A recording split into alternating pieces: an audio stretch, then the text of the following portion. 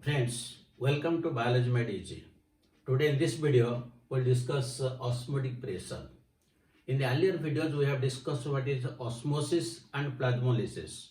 But today we'll discuss how that osmosis exerts pressure and how we can measure it. So, during osmosis, we know that if we take two systems, suppose one is A and B, and in both 1 liter of water is there and both are equal in size and 1 liter of water is there. So there will be movement of water from A to B and B to A. But when we are adding some amount of sugars, suppose we'll add some amount of sugars or any solute, we'll add any solute in the container B. Now in the B there is a solution, while this is pure water. So as a result of osmosis, now water will move from A to B till equilibrium is maintained.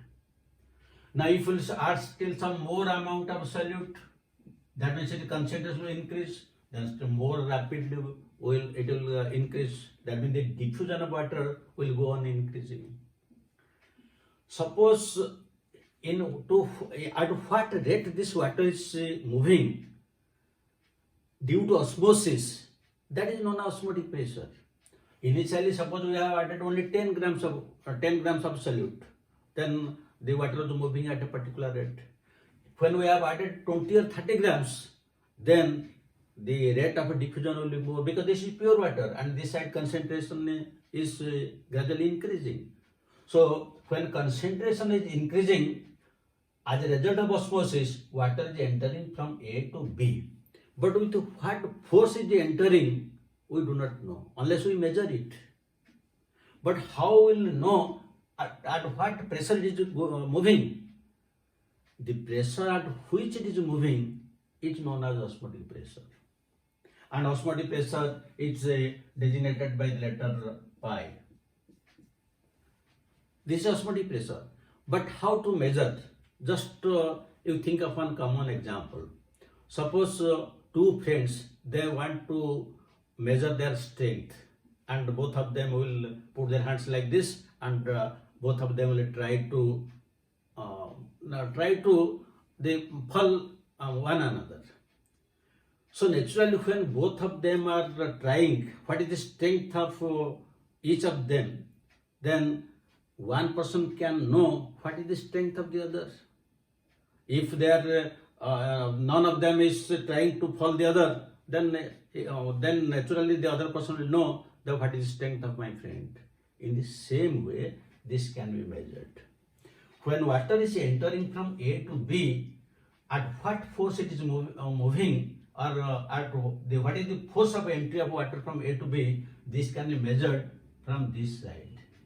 If from the B side, we will exert a pressure on this semi-permeable membrane, and if we can measure that one, that is the osmotic pressure.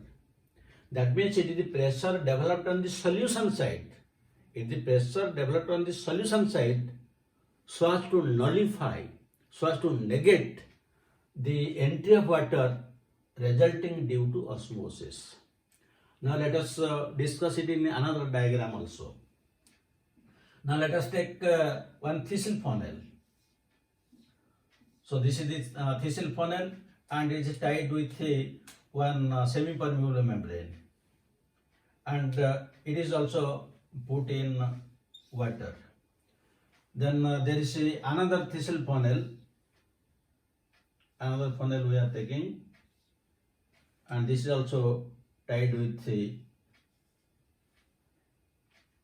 semi-permeable membrane, and here also there is water.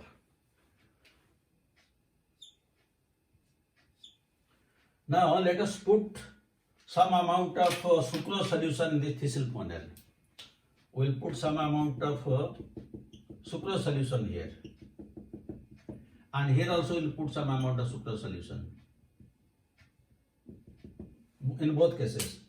And outside it is pure water. Here it is water, here also it is water. Since we have added some amount of sucrose solution in the thistle funnel, which is inverted. Now water will enter into it as a result of osmosis. That means now the solution will, the volume of the solution will go in increasing. In this way it will go on increasing. So this is what is known as osmosis. But at what rate water is entering, we cannot measure here. Here water is entering from all sides and we cannot measure it. But suppose we want to measure at what force water is entering, then what we have to do? Now let us apply pressure here.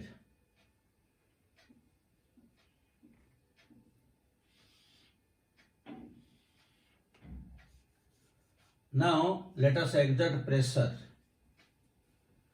And how much pressure will give? Will give such an amount of pressure so that water cannot enter into it. That means it will be completely nullified. There will be no entry of water. That means the pressure which are exerting on the solution side so as to nullify the entry of water as a result of osmosis is known as osmotic pressure. Suppose the entry of water is very rapid, then we can give more pressure.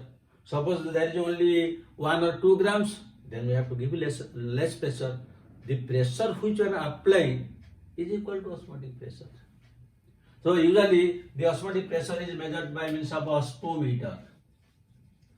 Osmometer. The osmosis is demonstrated by means of osmoscope. There I have told you that is osmoscope for demonstration. But the measurement is known as osmometer. We can measure it. So this is what is known as osmotic pressure. And if you want to measure the osmotic pressure, I have told you earlier during the discussion of a plasmolysis that the osmotic pressure of a system or a cell can be measured by means of the formula OP is equal to CRT, where C is equal to concentration of the cell, then R is equal to universal gas constant,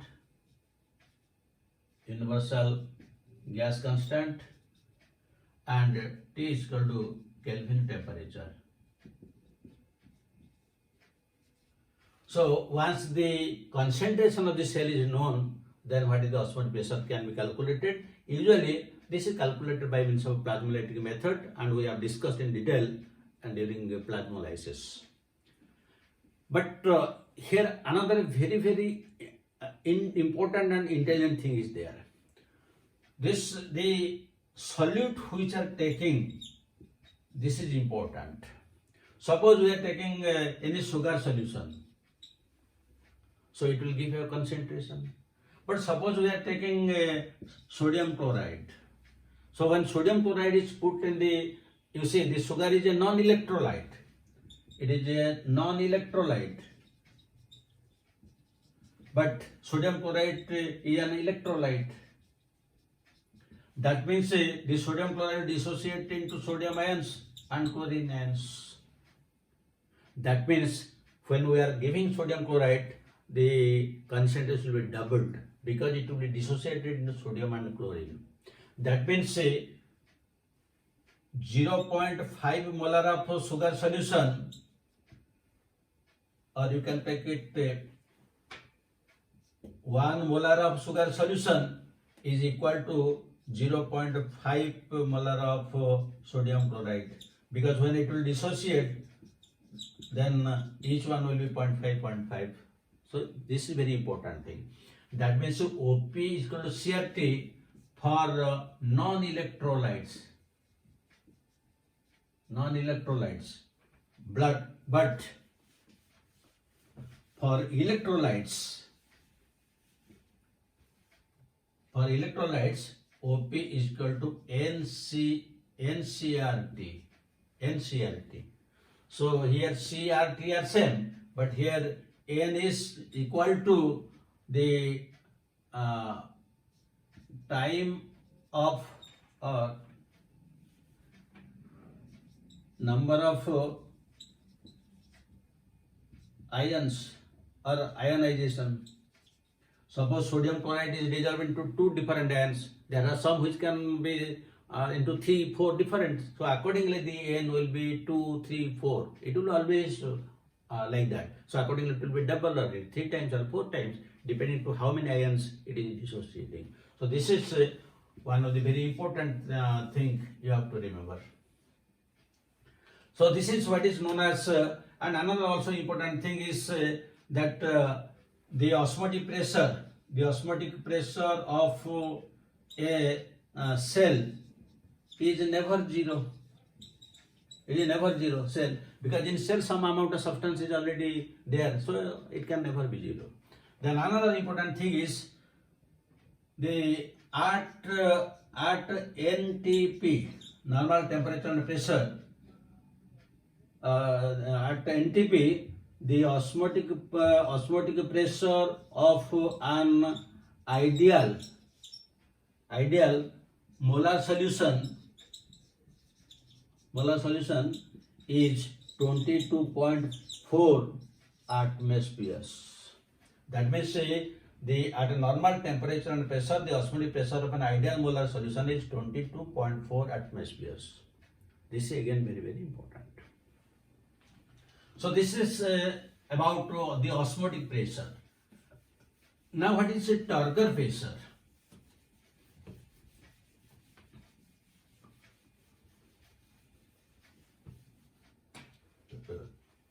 This is one plant cell, and this is the cell membrane. Now when this entire thing is put in water, so now it is put in water. So now water will enter into the cell, because inside the cell some amount of sugar is always present in the dissolved form. It will enter. So when water is entering into the cell, it is developing one hydrostatic pressure. As a result, this cell membrane will be pressed against the cell wall, because the cell wall is rigid. It will never move.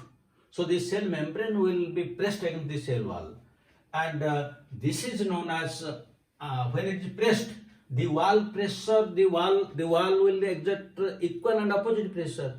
That means the hydrostatic pressure is also known as Turgor pressure. It is known as Turgor pressure, and the opposite force which it is applying on it, that is wall pressure. And both wall pressure and Turgor pressure are equal. Both are always equal. Turgor pressure and both are equal. The Turgor pressure is always positive. It is always positive. In some rare cases, like the plasmolysed cell, or in xylem, it is negative. In case of plasmolysed cell and in xylem, when there is a transpiration water, usually it is a negative. Otherwise, mostly it is positive when it is absorbing water.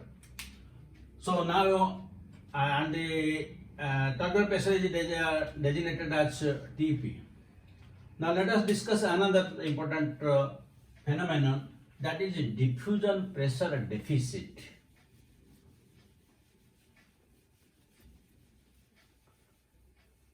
Diffusion pressure deficit.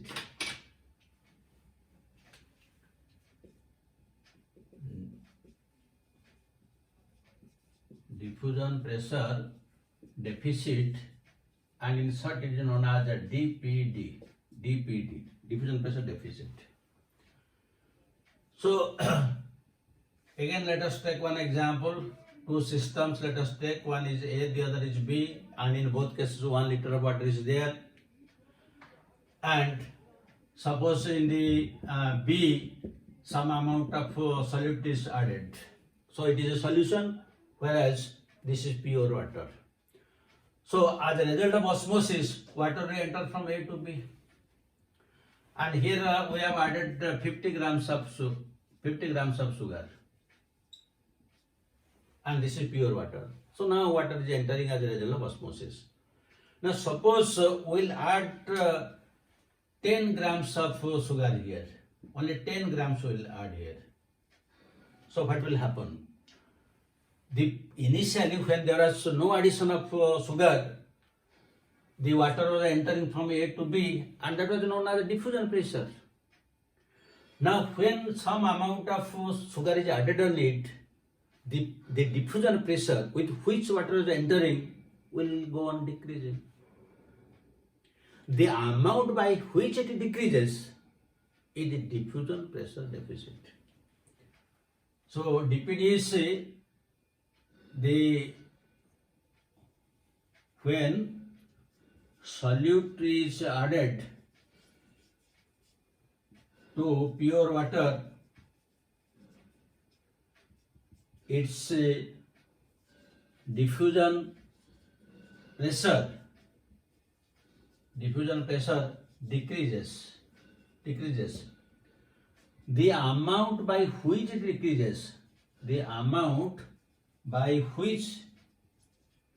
decreases, is called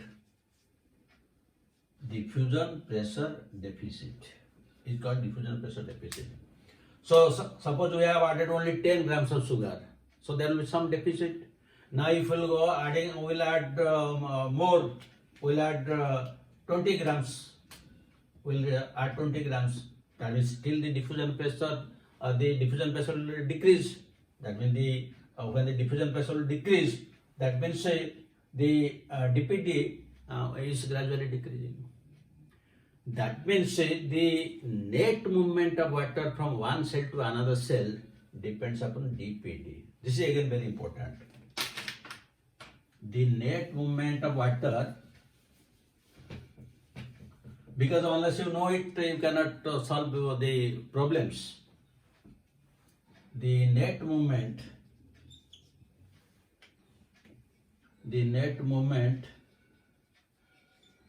of water from cell to cell depends on DPD. So now we have discussed what is osmotic pressure, what is Turgor pressure, and what is DPD. Let us establish the relationship between the three. What is the relationship between osmotic pressure, Turgor pressure, and DPD? Now one cell is there, and in the cell, this is the plasma membrane, and the whole thing is put in water. So because some amount of sugar is already there, this is pure water. Now water will enter into the cell. So when water will enter into the cell, what will happen? It will develop a Turgor pressure. That will develop Turgor pressure, and due to that Turgor pressure, this cell membrane will be pressed against the cell wall. That means the net entry of water into cell is depending upon osmotic pressure minus wall pressure, because the wall is exactly opposite pressure, so that more and more amount of water cannot enter into it. That means the net movement of water into the cell is depending upon the osmotic pressure minus wall pressure, because this is giving opposite force. But again, we know that this wall pressure is equivalent to Turgor pressure. That means the net movement of water is depending upon osmotic pressure minus Turgor pressure. Because wall pressure is equal to Turgor pressure, we have solved just now. Again, we have discussed that the net entry of water depends upon DPD. The net entry of water depends upon DPD. That means now DPD is equal to OP minus TP. DPD is equal to OP minus TP. This you have to remember to solve any problem. And the net entry of water depends upon the amount of DPD of this cell. So, if we will demonstrate it in form of one diagram.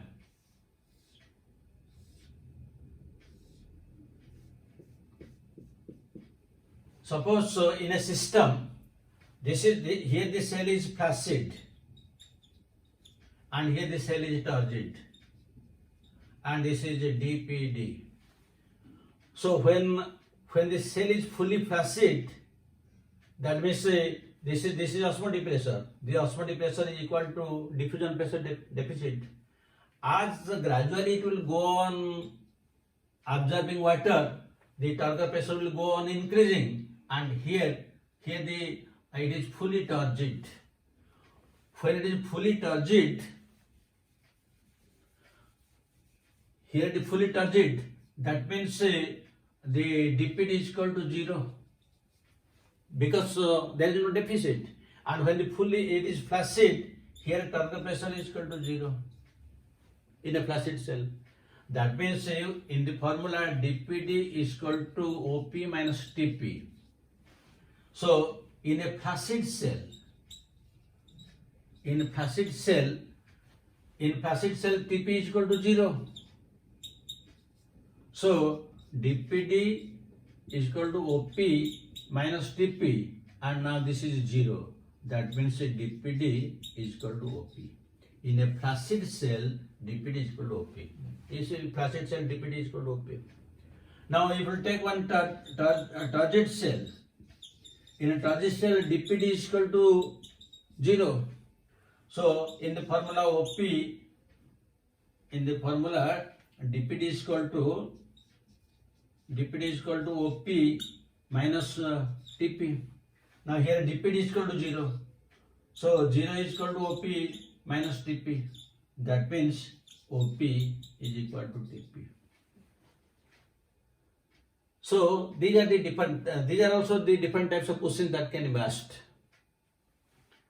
So this is about the relationship between the three and the formula that is derived.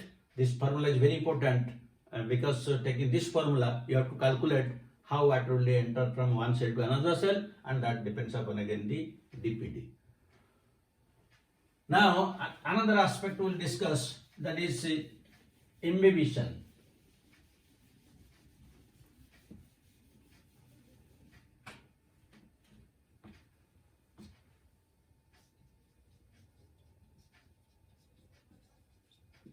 Imbibition.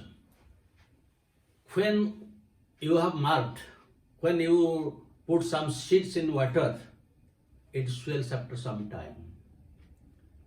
What is that process? That is known as imbibition.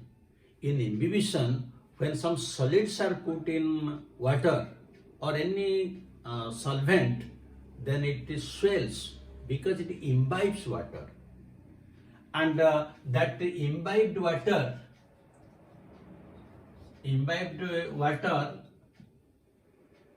is adsorbed. You see, it is adsorbed, not absorbed. It is adsorbed means it is attached to the wall surface, attached to walls of cells. It doesn't enter into the cell and doesn't take part in the solution. It is attached. So this is known as imbibition. You might have marked during the rainy season, the doors and windows becomes very difficult to close because due to rainy season they absorb water and swell in. Similarly, in prehistoric times, when there was no system, there was no dynamite, the rocks were cracked, they were broken by inserting some wood and then adding more and more water. Because when the wood will swell, then the crack will be bigger and the stone will break. That was done in prehistoric times. So the solid here, this solid is known as imbibant, and the solvent is known as imbibate. To what extent the imbibate will imbibe this imbibate, that depends upon the affinity between the two. The affinity between imbibant and imbibate is important. That is important. Now suppose there are let us take three different types of substances. Some are proteinaceous, some are fatty substances, and some are carbohydrates. And let us see what is happening.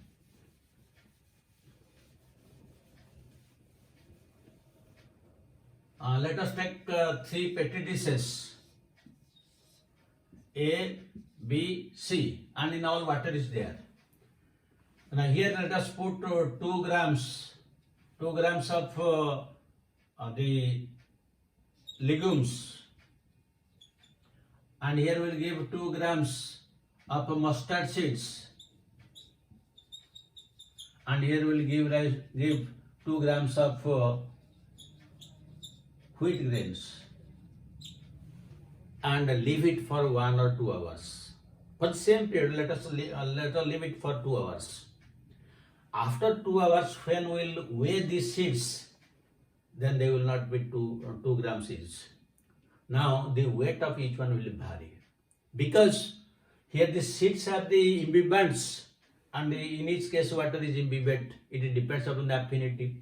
So you see, the legumes are proteins, the mustard seeds they are fats, and the wheat grain they are the carbohydrates. That means we have taken three different types of seeds: proteins, fats, and carbohydrates. And the proteins have more affinity, followed by carbohydrates, and then by fats. That means when we will weigh them, we will find that the A is legumes, then C, then B. That means the weight of this 2 grams of legumes will be more, because they have imbibed more water than the C, and followed by B. Now suppose you take rubber, and if you put the rubber imbibe water, that rubber in water, it will not imbibe because it has no affinity. But when you put that rubber in kerosene or ether, it will imbibe. And usually the mucopolysaccharides, they have more affinity for water. Suppose you take agar-agar. Agar-agar, it is a mucopolysaccharide. If you put in water, it will imbibe 90% of its own weight.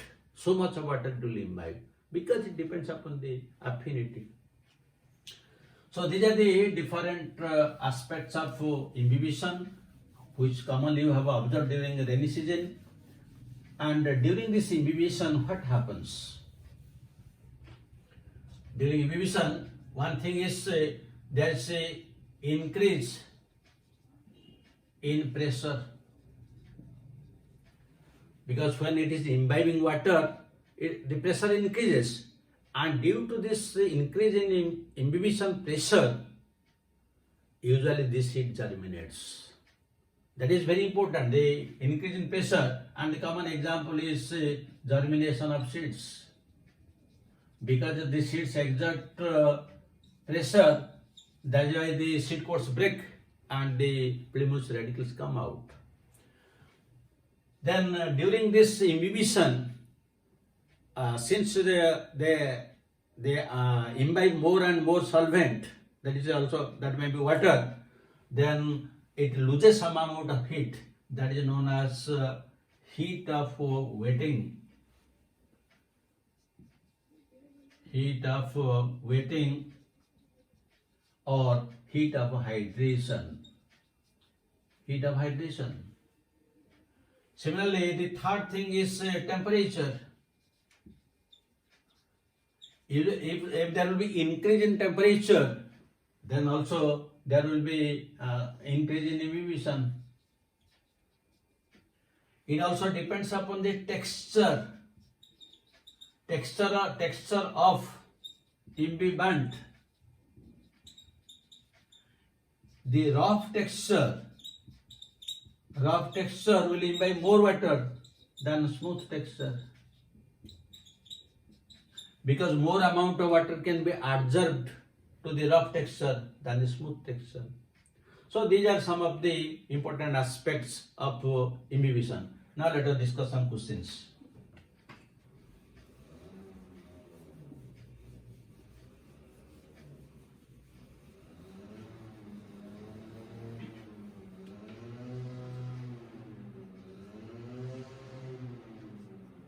Three cells are taken,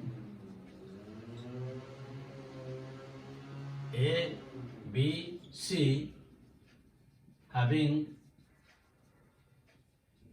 following parameters.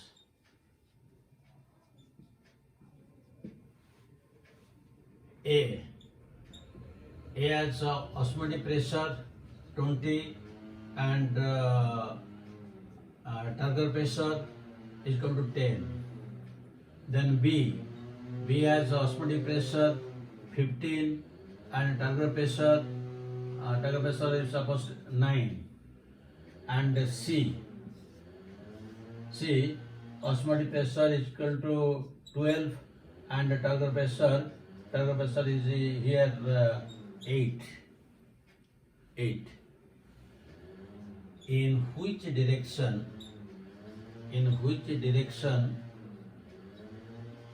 water will move? So we have discussed it. So suppose one choice you can take.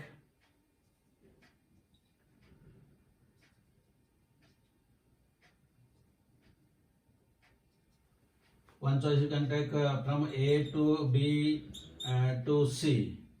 Then B choice you can take from C to B to A. Then C choice you can take B to C to A. And another choice you can take from the C to A to B. In which direction the water will move? These are the type of questions which are usually asked.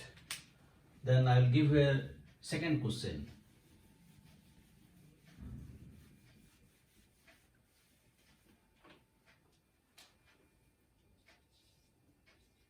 One professor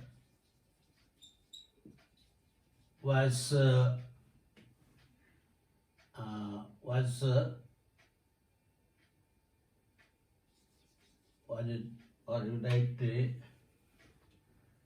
carrying out some physiological experiment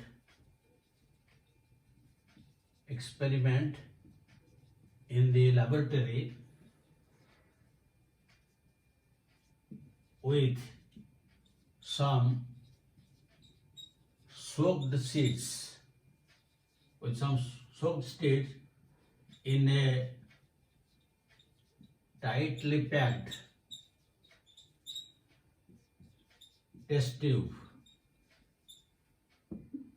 Suddenly, the test tube exploded. What phenomenon was demonstrated by the professor?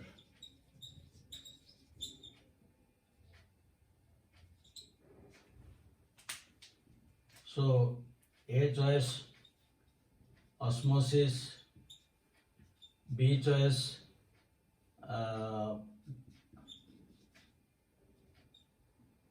Turgor pressure, C choice imbibition, and D choice water potential. So these are the standard type of questions usually asked in all national type of examinations. I hope now you have a very clear understanding of osmotic pressure, Turgor pressure and DPD, what is the relation between them. Also, your idea regarding imbibition is clear. So thank you very much for watching. God bless you. Have a good day.